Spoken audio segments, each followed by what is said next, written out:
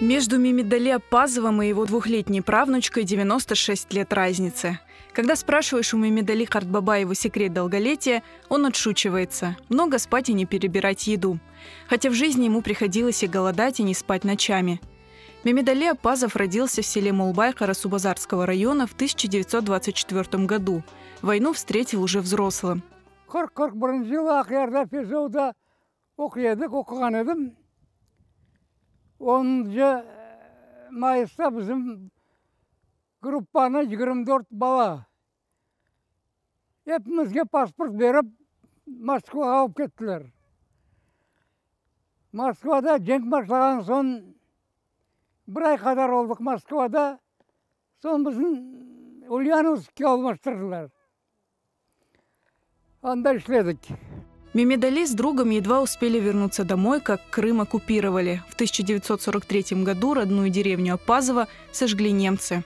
Біздің көйге партизандар түсіп, 4 күн отырдылар. Немістердің уақытында. Бабам оларға бау берген. Мен бабамы, бір Умер деген алған адамны, бұл Кузнецовтың қызынан барабар алып кеттілер, қападылар.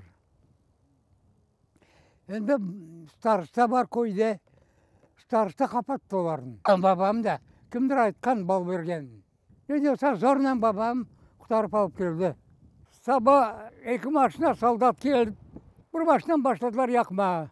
Біздің evimiz көйің ортасында бір яңы яқшы көзге көрінген ev еді. Қарасубазарда Восход деген бір кинотеатр бар еді. Бармай ері умағанларын анда алып кетекен. Біздің анда барды машина. Около месяца семья Аппазовых прожила в городе.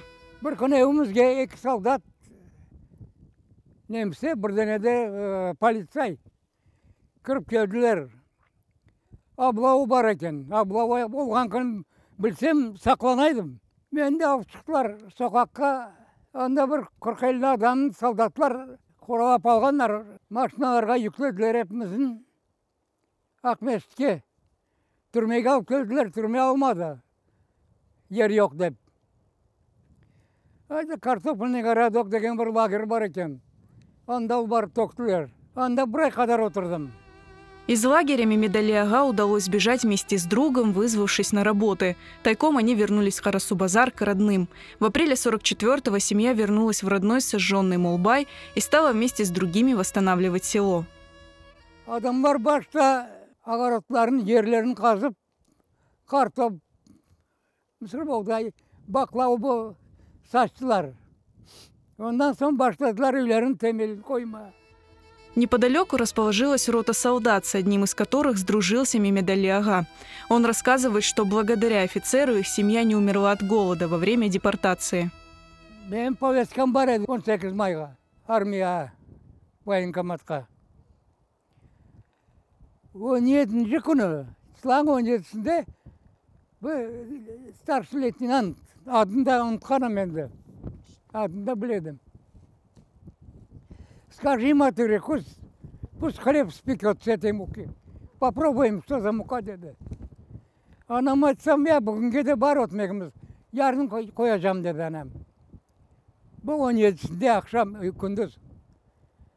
Сон анам оле деп айта берсем, нет, пусть сегодня сделает, деді. Шарда соба бар, аблек өтмектер, 6 өтмек шыға. Анам 6 өтмектен пішіріп алды. Өтмек бізге яры олғажек ашамай өтті. Семью с 7 детьми сослали в Узбекистан. В начале июня Аппазовы попали в Намангамскую область. Қамышлар ішінде бір совхоз. Яңа ашылған совхоз екен, хлоп совхоз. Гүлбақ деген. Анда үйлер япқандар, қапылары, пенжерлер жоқ. Қапанған төпелері. Түбінде бой өтескен.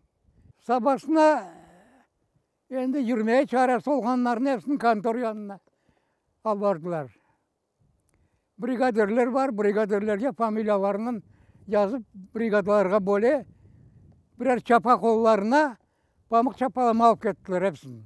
Енді очерт келгенде начальник, может, какой-нибудь специальность есть деді. Да, дедім, я тракторист. О, трактор қуанды. Гаражын көстерді. Он гараж, иди туда. Жеңтен бұрын колхозымыз МТС-тен трактор алайды. Аренда, ер сүрмeye. Жеблерім фындық толғырып ал барып трактор іске бередім. Айдама береді. Так Мемедали Апазов стал работать трактористом в колхозе. Он много и усердно трудился, поэтому его семья не мучилась от голода. Evге қайту жоқ, палатқа қойдылар, палаткада ятамыз. Бір 4-5 саат жүкласақ жүклаймыз. Кеше жүклатмайлар. Ені жүклай едім, келіп бір адам уятты, айттым, оған аттым, трактор бозық деп. Кетті. Біраздан бірда келген. Келгенде уята, жүкім açamayım. Тұр, азыр жүклайдыған уақытымыз дейді. Да жеңкітеді. Хеде саат тепті құсағыма. Бірда ағыртты. Конторда бір сіне деген қыз алышайды. Сіне чап келді. Сенің звонить еттілер. Ярым милиция келіп алacak. Сутқа бергендер сені деді. Мемедали ага пришлось уехать в Коканд к родственникам, где он выучился на водителя. До 1953 года он проработал на урановом руднике в Папском районе, пока не переехал в Наманган. В 1956 году для крымских татар отменили комендантский режим. Теперь на подпись ходить не будешь, деді. Где хочешь, там можешь жить. Комендатура с этого дня ликвидируется, деді. Енді қуанып, Наманган шерінде бірінші бір хаберін біздің халыққа мен тарқатқанымdır. Көрген адам айтады.